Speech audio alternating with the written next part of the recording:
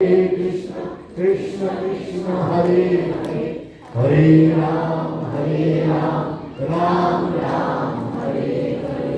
এই রাধে কৃষ্ণ হরে কৃষ্ণ যা যেমন গুরুদেবরা উপদেশ করেছেন সেই নির্দেশ আদেশ করে যদি তোমরা চলো।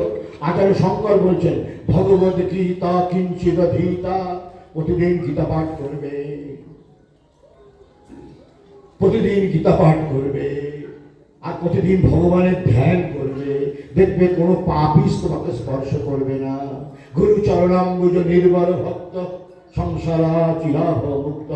গুরুদেবের চরণামৃত পান করো, গুরুদেবের ধ্যান করো, গুরুর মন্ত্র জপ করো, এই সংসারে বন্ধন থেকে তুমি মুক্ত হয়ে যাবে। গোবিন্দের ভজনা করো, গোবিন্দের ভজনা করো, গোবিন্দের ভজনা করো। এইরকম ভাবে সমস্ত সাধনার কথা ঋষিরা আমাদের কাছে বলে দিয়েছেন। বাকি আর আধা ঘন্টা বলবো, আজকে আমার কাজ আছে। ভগবান, তুমি যখন ভগবানের চিন্তা করো, ভগবানও তোমাদের চিন্তা করছে, তোমার থেকে বেশি চিন্তা করছে। তোমার তো বাজারে ভগবানকে গালাগালি দিয়ে দাও, এত প্রণাম করলাম, এত মন্ত্র জপ করলাম, তার সঙ্গে ফিরে তাকাচ্ছ না কেন? আমার সংসার অশান্তি অশান্তি, হাত পাও ভেঙে যাবে। ভগবান তিনি কঠিন থেকে কঠিন বিঘ্ন অল্পের মধ্যে দিয়ে কাটিয়ে দেন। তিনি পরম করুণাময়। তুমি শুধু লিখে রাখো, করুণার সাগর, দয়ার সাগর। এই যে তোমরা দাঁড়িয়ে আছো, এই ভগবান কৃপাতেই দাঁড়িয়ে আছো। এই যে তোমরা আমাকে দেখছো, ভগবান কৃপাতেই দেখছো। এই যে তোমরা খাচ্ছ প্রসাদ, সারাদিন প্রসাদ পেলে, এটা ভগবান কৃপাতে। এই যে তোমরা এখানে বসে চিন্তন মন্থন ধ্যান ধারণা করছো, তিনি ছাড়া তো তোমাদের নিঃশ্বাস প্রশ্বাস বন্ধ হয়ে যাবে। নিঃশ্বাস প্রশ্বাসটাও তিনি, তাহলে ঠাকুরটা কি বাকি বলো?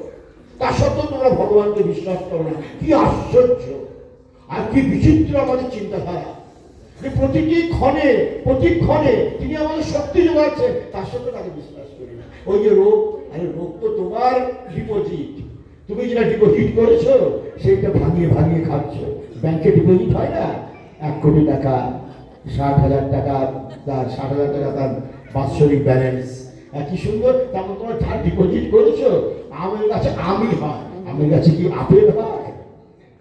হ্যাঁ, তোমরা করেছো কাটা গাছ, কাটা গাছকে ইয়ে করেছো, এমন কাজ করেছো যে কাটা গাছে তোমাদের কোনো ফল নেই, কিচ্ছু নেই, খালি সংসারের বিষয় বাসনা তোমাদের কষ্ট দিচ্ছে। যদি আপেল গাছ লাগাতে, তারপর আপেল পাইতা।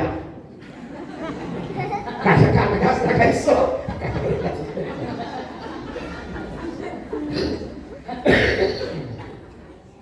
সব জিনিসগুলো বোঝো।